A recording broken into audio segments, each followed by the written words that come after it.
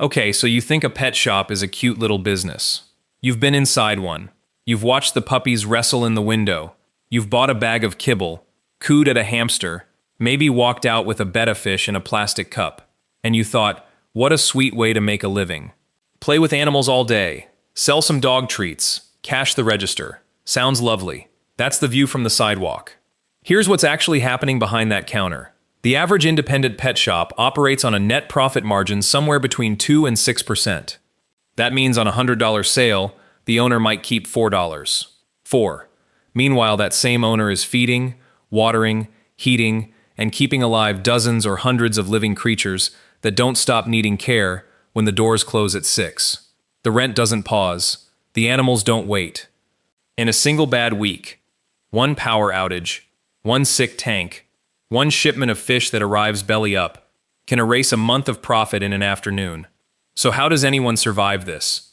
How does a business with margins that thin, running costs that relentless, and inventory that can literally die, keep the lights on at all? How does a shop compete when a giant chain and an online retailer are selling the exact same 40-pound bag of dog food for less than the little store pays for it wholesale? The answer isn't charm. It isn't loving animals. The answer is a quietly brutal little economic engine, one built on margins, mortality, foot traffic, and a specific kind of trust that no algorithm has figured out how to sell. To understand the pet shop, you have to start with the one number that governs everything: the difference between what a live animal costs and what a live animal is worth. Let's begin there. Walk into a pet shop and look at the price tag on a puppy. It might say $2,000, $2,500, sometimes more. Your first instinct is that the shop is printing money. It bought a dog and it's selling it for the price of a used car. That instinct is wrong, and understanding why it's wrong is the key to the whole business. A live animal is not like a can of soup. A can of soup sits on a shelf. It doesn't eat. It doesn't get sick. It doesn't need a vet. It doesn't die on a Tuesday and become a total loss. A living animal is the single most expensive kind of inventory a retailer can carry, because from the moment it arrives, it is costing the store money every single day it doesn't sell. That puppy needs food. It needs vaccinations. It needs deworming, climate control, cleaning, and staff time.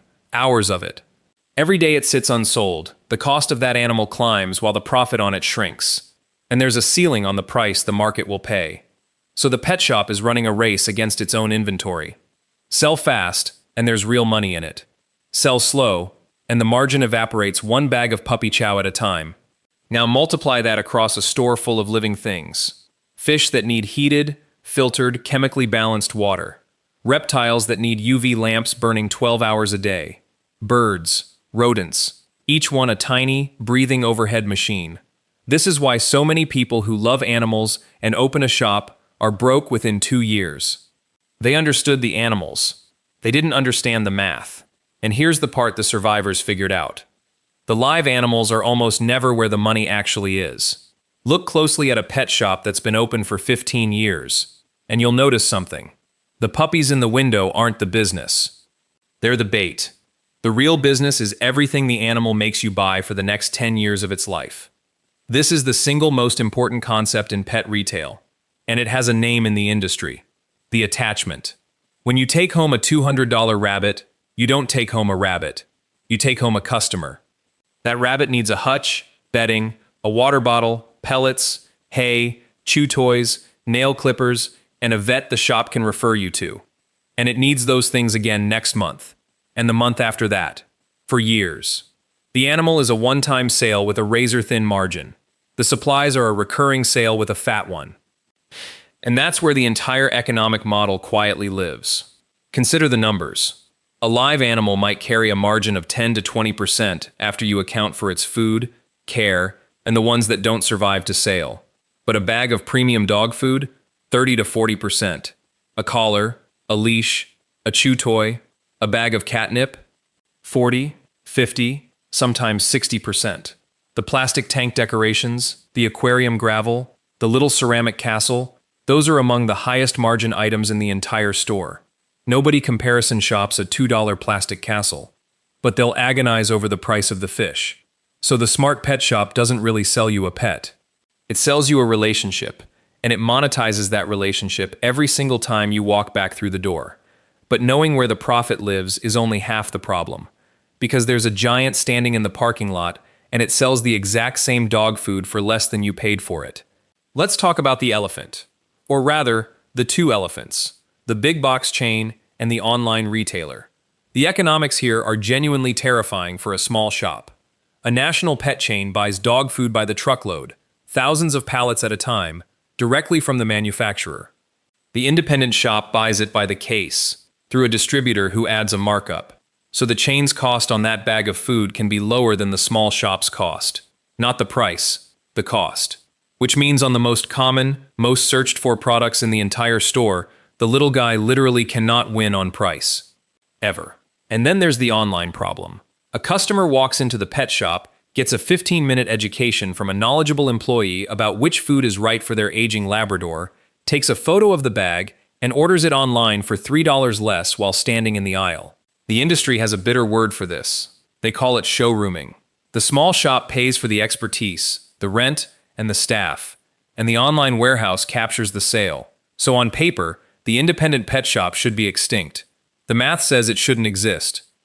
And yet, thousands of them do. Some are thriving. So the real question becomes, what does the small shop have that the giants, with all their scale and all their pricing power, can't replicate? The answer is the thing that doesn't fit in a warehouse. You cannot ship expertise. You cannot download the feeling of a store owner who remembers your dog's name, knows your cat had surgery last spring, and can look at a struggling aquarium and diagnose the problem in 30 seconds. This is the one asset the small shop owns outright, and it's the reason the survivors specialize. The pet shops that make it almost never try to be everything. They go narrow and deep. A dedicated aquarium store that stocks rare fish and can actually keep them alive. A shop built entirely around reptiles, run by someone who breeds them personally. A boutique that only does small batch, high-end nutrition for dogs with allergies. In these niches, the giant chains are useless. The chain employee doesn't know which cichlids will kill each other in the same tank.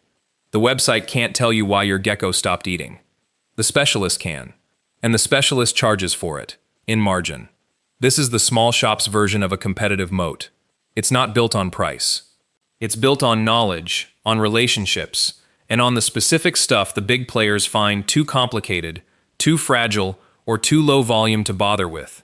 And it works because of a quirk in how pet owners actually spend.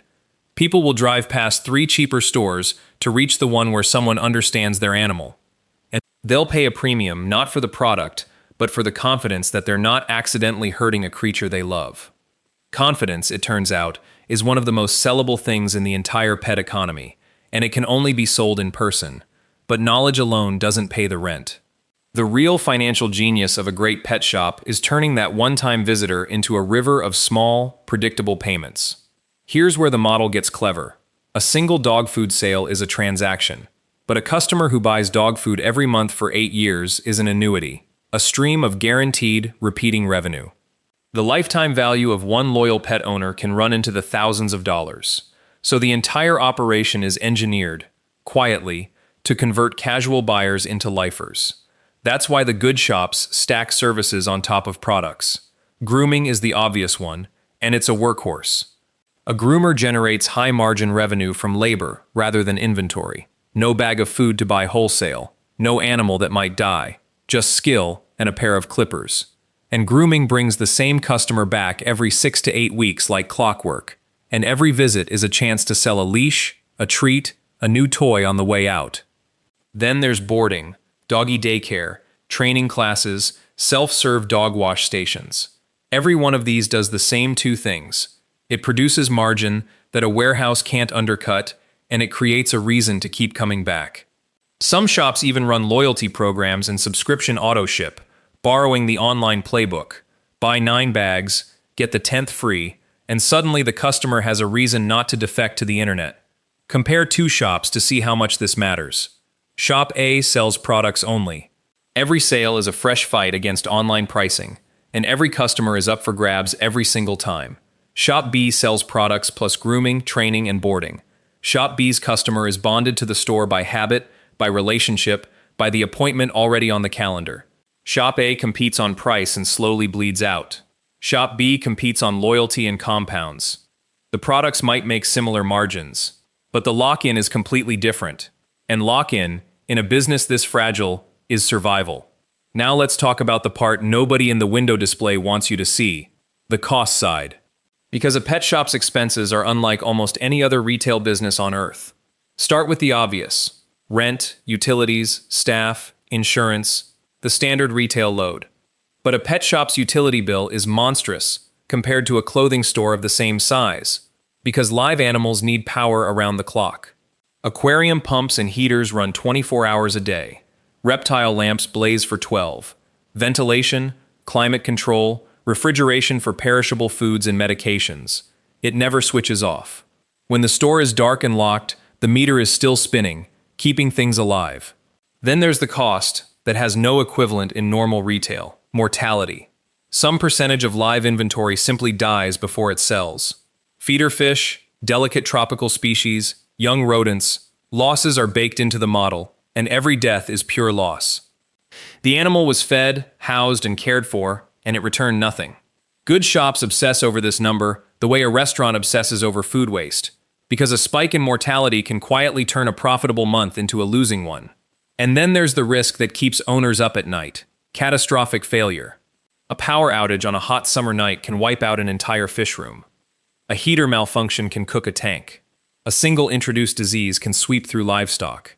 This is inventory that can be destroyed in hours, and much of it can't be insured the way a shelf of merchandise can.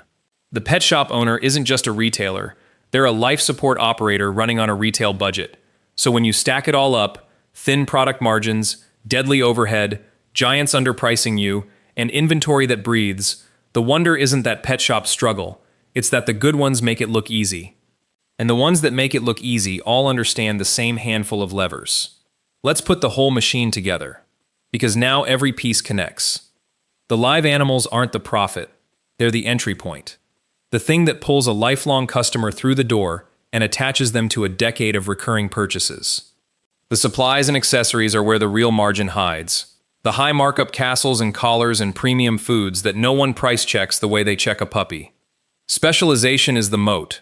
The deep niche knowledge and personal relationships that the big chains and the websites structurally cannot copy, no matter how much money they throw at it. Services, grooming, boarding, training, convert one-time shoppers into repeating, bonded annuities that immunize the shop against online defection. And ruthless control of the cost side, the power bills, the mortality rate, the disaster risk, is what keeps that razor-thin margin from tipping into the red. None of these alone is enough. A shop that only loves animals goes broke. A shop that only chases margin loses the trust that makes the model work. The survivors run all of it at once: the emotion and the economics, held in the same hand. And here's the honest tension underneath the whole thing. The critics of pet retail are right that live animal sales raise real ethical questions about breeding, about impulse purchases, about animals treated as inventory at all. That's why so much of the modern, thoughtful end of the industry has shifted towards supplies, services, adoption partnerships with shelters, and rescue-based models, instead of selling puppies and kittens outright. And the defenders are right that a good specialty shop delivers something real: expertise that keeps animals alive, and a local business that genuinely cares about the creatures walking out the door. Both of those things are true at the same time, and any honest look at the business has to hold both.